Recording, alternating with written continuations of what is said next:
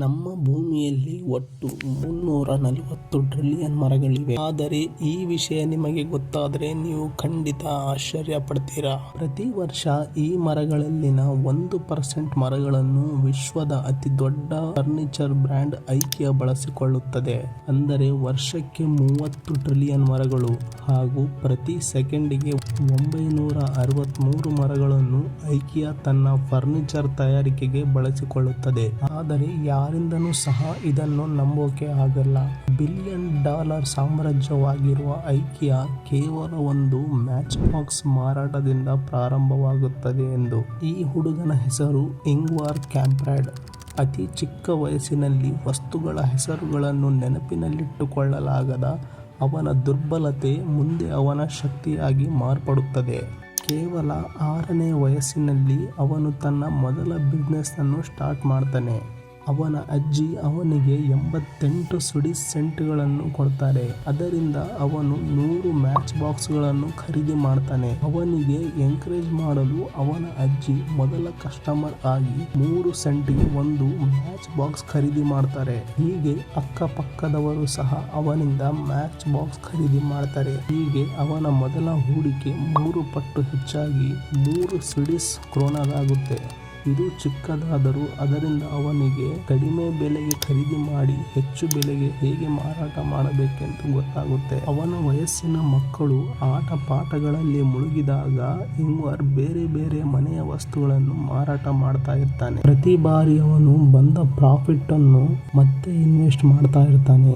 ಶಾಲೆಯಲ್ಲಿ ಅವನು ಡಿಸ್ಲೆಕ್ಸಿಯಾ ಎಂಬ ಓದಲು ಮತ್ತು ನೆನಪಿಡಲು ಕಷ್ಟವಾದ ಕಾಯಿಲೆಯಿಂದ ಬಳಲ್ತಾ ಇರ್ತಾನೆ. ಅಲ್ಲಿಯೂ ತನ್ನ ಸಣ್ಣ ಅಂಗಡಿಯನ್ನು ಕೂಡ ನಡೆಸ್ತಾ ಇರ್ತಾನೆ. ತನ್ನ ಕ್ಲಾಸ್ಮೇಟ್ಗೆ ಪೆನ್, ವಾಚ್, ಬೆಲ್ಟ್ ಹೀಗೆ ಮಾರಾಟ ಮಾಡ್ತಾ ಇರ್ತಾನೆ. ಸ್ಕೂಲಲ್ಲಿಯೇ 500 ಪೆನ್ಸಿಲ್ ಮಾರಾಟ ಮಾಡಿ ತನ್ನ ಮೊದಲ ದೊಡ್ಡ ಪ್ರಾಫಿಟ್ ಕೂಡ ಮಾಡ್ಕೊಂತಾನೆ.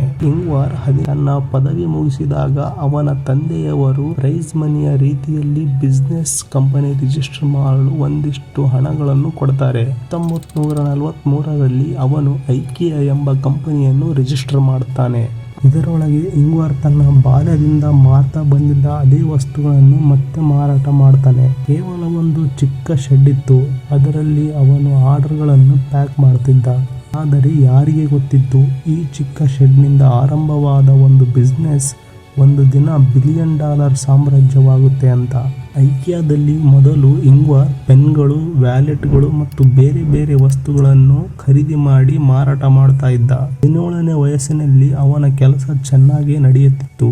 ಆದರೆ ಅವನು ಮಾರುತ್ತಿದ್ದ ಎಲ್ಲ ವಸ್ತುಗಳು ಇನ್ನು ಬೇರೆ ಬೇರೆ ಅಂಗಡಿಗಳಲ್ಲಿ ಕೂಡ ಸಿಗ್ತಾ ಇದ್ವು.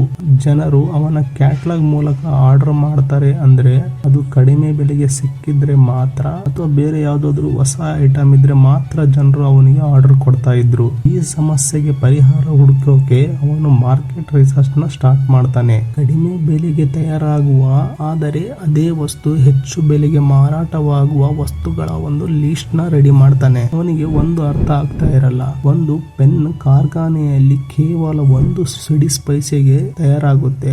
ಆದರೆ ಅದೇ ಪೆನ್ನು ಗ್ರೋಸರಿ ಅಂಗಡಿಯಲ್ಲಿ 10 ಪೈಸೆಗೆ ಯಾಕೆ ಮಾರ್ತಾರೆ ಅಂತ.